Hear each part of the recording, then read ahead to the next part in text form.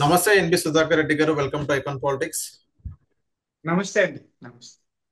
Sir, ఆడుదాం ఆంధ్ర ఏదైతే జగన్మోహన్ రెడ్డి గారు ప్రవేశపెట్టారో, ఏదైతే ఆంధ్ర రాష్ట్రంలో ఉన్న ఏదైతే యంగ్స్టర్స్ ని, ఏదైతే స్పోర్ట్స్ మీద ఎక్కువ ఇంట్రెస్ట్ ఉందో వాళ్ళందరికీ పైకి తీసుకురావాలని చెప్పేసి ఆడుదాం ఆంధ్ర అని ఒక తీసుకురావడం జరిగింది.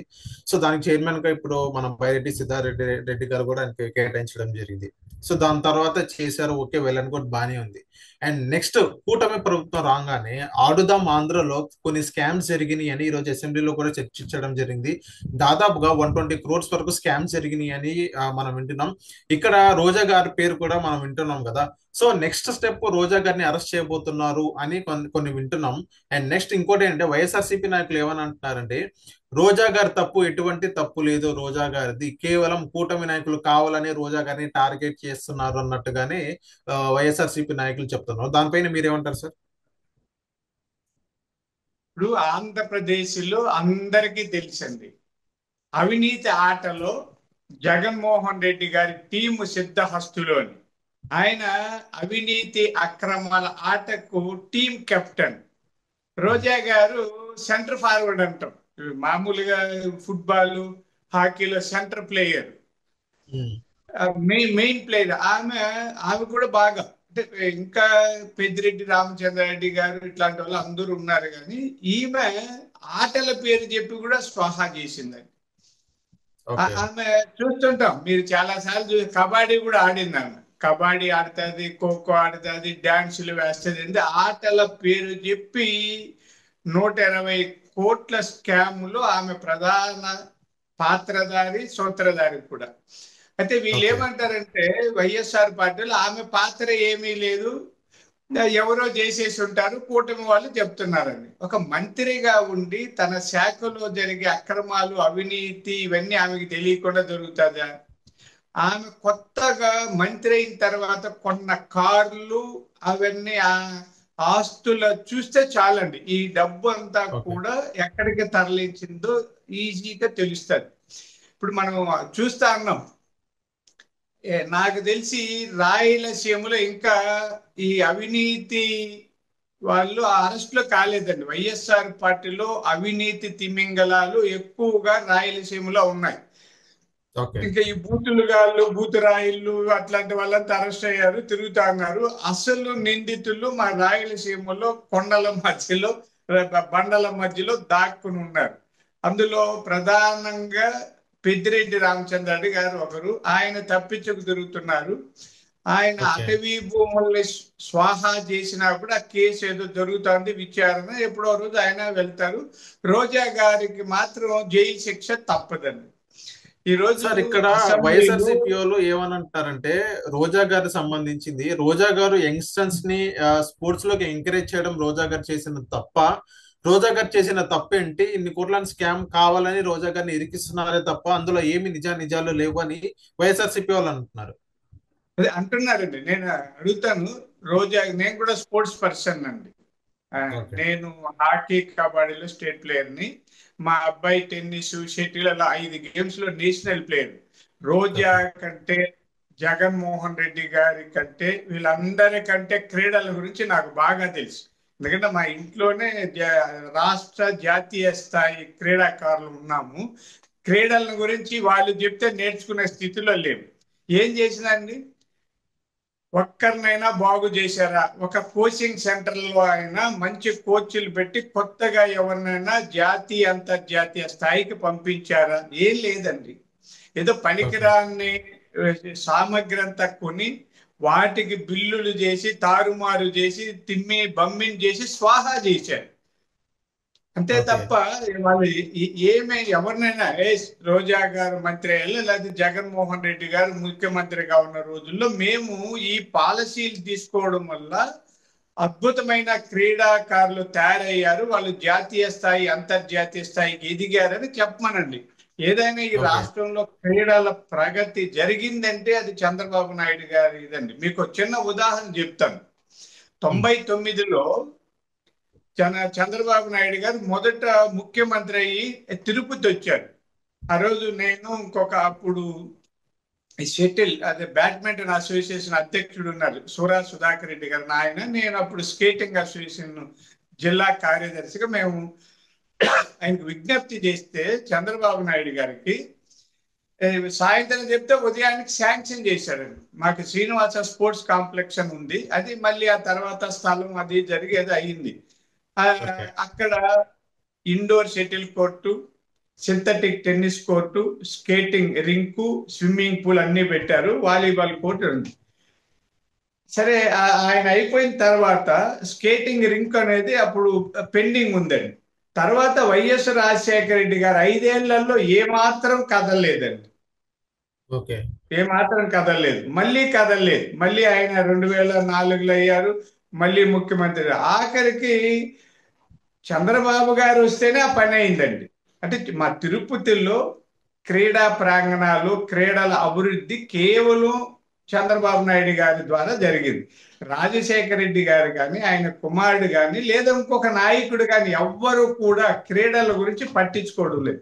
ఈ తిరుపతే కాదు, రాష్ట్ర వ్యాప్తంగా మీరు ఉమ్మడి ఆంధ్రప్రదేశ్లో కూడా కొత్త స్టేడియంలు రావడం కానీ ఇవన్నీ చంద్రబాబు నాయుడు గారు చేశారండి. ఆయనకి దూరదృష్టి ఉంటుంది. అంతర్జాతీయ స్థాయిలో మనం రాణించాలన్న దృఢ సంకల్పము, లక్ష్యం ఉంది. రోజా గారికి లేదా జగన్మోహన్ రెడ్డి గారికి వీళ్ళకంతా ఏది ఎలా నొక్కేయచ్చు, తినేయచ్చు, అక్రమాలకు పాల్పడచ్చు అని. రోజా నంబర్ 1 అవినీతి పరురాలంటే, అంటే మాటలు నేర్చిన ఏదో చెప్తారు డాష్, ఉస్కో అంటే ఉస్కో అంటదంట. అలా ఓకే. ఏమన్నా అంటే తిరగబడి మాట్లాడు ఇలాంటి మాటలు నేర్చుకున్న రోజాకు జైలు శిక్ష తప్పదు. సిఐడి సిబిఐ ఎంక్వైరీలు జరుగుతున్నాయి, ఆ పూర్తి దర్యాప్తు రాగానే నివేదిక సమర్పిస్తామని ఈరోజు అసెంబ్లీలో రాంప్రసాద్ రెడ్డి గారు చెప్పారు. అఖిలే ప్రియ గారి ప్రశ్నకు సమాధానంగా చెప్పారు. స్పీకర్ గారు కూడా దాని మీద తక్షణ చర్యలు తీసుకోమని ఆదేశాలు జారీ చేశారు. కాబట్టి రాయలసీమ ప్రాంతం నుంచి మొదట జైలుకు వెళ్లే వ్యక్తి రోజా కావచ్చు అనేది నా అంచనా. ఓకే. సార్, ఇప్పుడు రోజా గారి అరెస్ట్ ఖాయం అని మీరు బల్లగుద్ది చెప్తున్నారు కదా. ఎన్ని అవునండి, రోజులు? అవునండి. అవినైతే కళ్ళ ముందు కనిపిస్తుంటే మేమేమి ఏ, కూర్చోలేదండి, చేతులు ముడుచుకొని కూర్చోలేదు. కూటమి ప్రభుత్వం అవినీతి పరుల ఆట కట్టించడమే మా పార్టీ లక్ష్యం అండి. అంటే అభివృద్ధి చేస్తూ, అవినీతి పరుల ఆట కట్టిస్తూ, సంక్షేమాన్ని కొనసాగిస్తూ, సమగ్రమైన ఆంధ్రప్రదేశ్ ఉన్నతి కోసం పనిచేయడమే కూటమి ప్రభుత్వ లక్ష్యం. కాబట్టి రోజా గారు, పెద్దిరెడ్డి గారు వీళ్ళంతా జైలుకు పంపకపోతే ఇంకెందుకండి. ఓకే. సార్, ఇప్పుడు రోజా గారిని ఎన్ని రోజుల్లో అరెస్ట్ చేయబోతున్నారు? ఏదైతే ఇప్పుడు ఏ ఆడుదాం ఆంధ్ర స్కామ్ అది మొత్తం బయటకు వచ్చిన తర్వాత ఎన్ని రోజుల్లో రోజా గారిని అరెస్ట్ చేయబోతున్నారు? నివేదిక వస్తానే అక్కడ ఉన్న ప్రాథమిక ఆధారాలు వాటిని చూసి పోలీసులు కేసు పెడతారు, పోలీసులు అరెస్ట్ చేస్తారండి. అంటే ప్రభుత్వం ఎంక్వైరీ వేయడం వరకే, ఆ తర్వాత అంతా కూడా చట్టం తన పని తాను చేసుకుపోతుంది. కాబట్టి ఎప్పట్లో నివేదిక వస్తుంది అని చెప్పలేం, కానీ త్వరలో అని మాత్రం చెప్పచ్చండి. త్వరలో, దగ్గర దగ్గర ఒక త్వరలో నెల రెండు త్వరలో నెలల్లో, రెండు నెలల్లో రోజా గారు ఎట్టి పరిస్థితుల్లో అరెస్ట్ అవబోతున్నారు ఆడుదాం అంటే ఆంధ్ర మనం సంబంధించి. పాత రోజుల్లో త్వరలో విడుదల అని వస్తుంటాయి సినిమా పోస్టర్లు, కాబట్టి రోజా అరెస్ట్ త్వరలో. ఓకే. ఓకే. సార్, నెక్స్ట్ ఇదే వైఎస్ఆర్సీపీలో ఇంకో మాట అంటున్నారు రోజా గారు సంబంధించింది. సో జగన్మోహన్ రెడ్డి గారు ఈవెన్ లాస్ట్ ఏదైతే ఐపీఎల్ సంబంధించింది కూడా రోజా గారు మాట్లాడడం జరిగింది. అండ్ నెక్స్ట్ అకాడమిక్ ఇయర్ కి ఏదైతే 24 అప్పుడు కానీ 25 అప్పుడు కానీ జగన్మోహన్ రెడ్డి గారు ఐపీఎల్ కూడా తీసుకురాబోతున్నారు. ఐపీఎల్ టీం ఆంధ్ర నుంచి కూడా తీసుకురాబోతున్నారు. అది జగన్మోహన్ రెడ్డి గారు చెప్తే 100% అవుతుంది, దానికి నేను షూరిటీ అన్నట్టుగా రోజా గారు కూడా చెప్పారు. సో దీనికి సంబంధించి కానీ కొన్ని ట్రోల్స్ కూడా ఇప్పటి నుంచి మళ్ళీ స్టార్ట్ అయినాయి. దానిపైన మీరేమంటారు సార్? ఇప్పుడు ఇందాక మనం అనుకున్నాం, రోజా గారి మాటలకి అర్థం లేదు, అర్థాలు వేరు. వాళ్ళందరూ కూడా ఏదో విధంగా మాటలు చెప్పి మభ్యపెట్టి ప్రజల్ని మోసం చేసి అధికారంలో కొనసాగడం, లేదా అధికారంలో ఉన్న కూటమి ప్రభుత్వం మీద నిందలు వేయడం, బురద చల్లడం అలవాటు చేసుకున్నారు. కాబట్టి వాళ్ళు ఏదైనా చెప్తారండి. వాళ్ళిద్దరికి ఓకే. ఆట రాదు పాట రాదు. అంటే రోజా గారి చిన్నప్పుడు కబడ్డీ ఆడినట్టుండి అప్పుడప్పుడు అంటే ఒళ్ళు తగ్గడానికి కబడ్డీ ఆడుతుందేమో తెలియదు కానీ అప్పుడప్పుడు ఆడి చూపిస్తారు. ఆ ఆటలతో ఐపీఎల్ ఇట్లా జాతీయ అంతర్జాతీయ క్రీడలు జరగబడి అంటే రోజా గారి ఆట లేదా జగన్మోహన్ రెడ్డి గారి ఆట చూసి ఎవరు నేర్చుకోరు. వాళ్ళు మాటలు చెప్పడానికి తప్ప పని చేయడానికి పనికిరారన్న విషయం ఈ రాష్ట్ర ప్రజలందరికీ తెలుసండి. ఓకే సార్, ఇంకోటి ఏంటంటే ఇప్పుడు రోజా గారి మీద ఇప్పటి నుంచి బాగా ట్రోల్స్ అనేది స్టార్ట్ అయిపోయినాయి. ఏదైతే ఇప్పుడు ఏదైతే ఆడుదాం ఆంధ్ర సంబంధించింది కానీ ఇంకోటి కానీ, అండ్ నెక్స్ట్ ఇప్పుడు ఆడుదాం ఆంధ్ర సంబంధించింది ప్రస్తావన వచ్చింది కాబట్టి నేను ఈ క్వశ్చన్ అడుగుతున్నాను. 120 కోట్ల రూపాయలు స్కామ్ అని ఏదైతే ఇప్పుడు అసెంబ్లీలో చెప్పడం జరిగింది, దాన్ని కనుక ప్రూవ్ చేసినట్లయితే నేను రాజకీయం నుంచి తప్పుకుంటానని కొంతమంది మాజీ ఎమ్మెల్యేలు కానీ మాజీ మంత్రులు కానీ వాళ్ళందరూ అంటున్నారు. దానిపైన మీరేమంటారు సార్? సార్, ఇది రొటీన్ డైలాగ్ అండి. ఓకే. అవినీతి నిరూపిస్తే రాజకీయాల నుంచి తప్పుకుంటాం అనేది రాజకీయ నా సన్యాసం కూడా చెప్పడం జరిగింది. అదే పనికి మాలిన వాళ్ళు చెప్పే మాట అండి. పనికి మాలిన ఎవరు చెప్పినా నా చిన్నప్పటి నుంచి చూస్తాను ఆ మాట చెప్పిన వాడు ఎవడు రాజకీయాల నుంచి తప్పుకోలేదు. అవన్నీ ఓకే. కాని మాట అంటే జనాల్లో ఒక టెంపో క్రియేట్ చేయడానికి చెప్తుంటారు. నేను ఓకే. త్యాగం చేస్తాను, నడి రోడ్లో నన్ను ఉరి తీయండి. ఇవన్నీ పనికిరాని డైలాగులు అండి. పని అయ్యే డైలాగ్ ఏదైనా ఉంటే మనం మాట్లాడచ్చు. రోజా గారి మాటలు మీకు చెప్పాను కదా, ఆమెదో ఆ, ఇంకా మళ్ళీ ఏమన్నా అంటే వాళ్ళకు బాధ జబర్దస్త్ వాళ్ళకి ఆ జబర్దస్త్ డైలాగులు, జట్కా బండి డైలాగులు ఇవి రాజకీయాల్లో పనిచేయవు.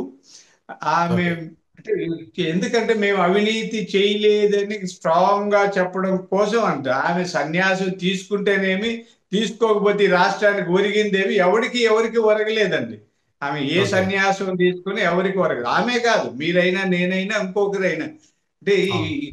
కోట్లాది జనం ఉన్న ఈ రాష్ట్రంలో లేదా దేశంలో ఎవరో ఒకరు రాజకీయ సన్యాసం తీసుకుంటేనో ఒక రాజకీయవేత్త మరణిస్తేనో కన్ను మూస్తేనో రాజీనామా చేస్తేనో ఏమీ కాదండి. అది ఏమి ఒక చెట్టులో ఆకు రాలినంత చప్పుడు అంతే. కాబట్టి ఓకే. దాన్ని పట్టించుకోవాల్సిన పనిలే, దానికి మనం టీకాలు తాత్పర్యాలు చెప్పాల్సిన అవసరం కూడా లేదు. ఆమె శిక్ష తప్పదు. రాజకీయాల్లో ఆమె ఉండేదేముంది, జైలుకు పోయినాక ఆమె జనం ఇప్పటికే ఆమె సన్యాసం తీసుకున్నట్టే. ఓడిపోయారు, ఎక్కడో చెన్నైలో ఉన్నారు, ఆమె అక్కడ ఉన్నారు, ఆంధ్రప్రదేశ్లో అప్పుడప్పుడు గుళ్ళు గోపురాలు తిరగని వస్తారు. ఇప్పుడు చేస్తున్నది కూడా ఆమె సన్యాసమే, ఇంకా కొత్తగా ఓకే. తీసుకునేది ఏముంది. ఓకే. ఇప్పుడు కూడా సన్యాసమే అంటారు. ఇప్పుడు సన్యాసమే ఆమె. Okay. Thank you sir. Right.